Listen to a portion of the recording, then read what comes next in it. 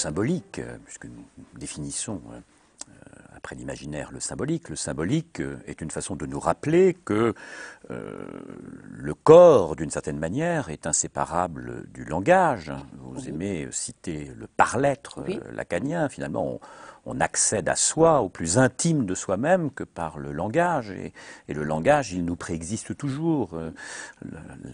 Nous sommes parlés par la langue, avant même de parler la langue.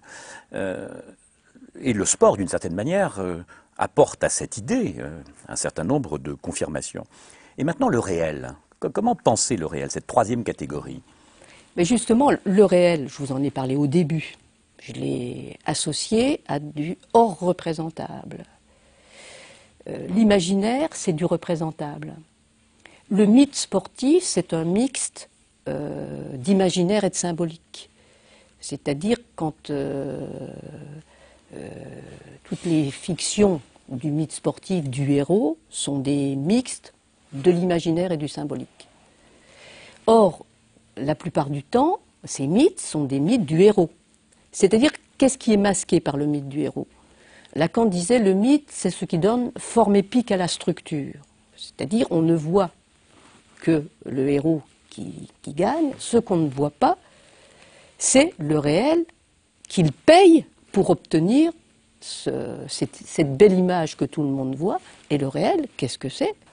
C'est ce qui ne peut pas se représenter et qui est donc dans la satisfaction du corps. Ça peut par exemple, quand les spectateurs regardent la pratique sportive, ils voient quelque chose. Ils ne voient pas l'éprouvé de ce que ressentent les acteurs. Or, ce qui oriente la pratique de l'acteur, c'est ses éprouvés la plupart du temps. Il n'est pas pris dans son image, il est plutôt pris dans ses éprouvés. Alors que le spectateur est pris dans l'image, il est pris dans la dimension scopique et par identification, il trouve justement un lien peut-être avec ses éprouvés, mais il ne les voit pas. Le réel, ça ne se voit pas, c'est bien ce qui est hors représentation, mais ça apparaît effectivement dans cette forçage de l'organisme auquel est conduit la pratique sportive. C'est aussi l'innommable. Alors c'est l'innommable, alors il y a plusieurs définitions, on trouve plusieurs définitions. L'innommable, effectivement, l'insupportable, l'impossible à penser.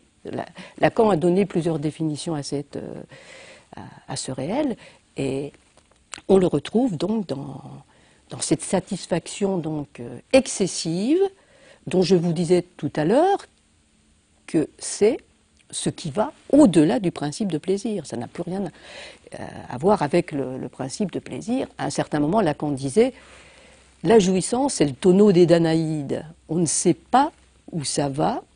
Ça peut commencer à la chatouille, ça peut finir à la flambée à l'essence. » Il disait ça en 67.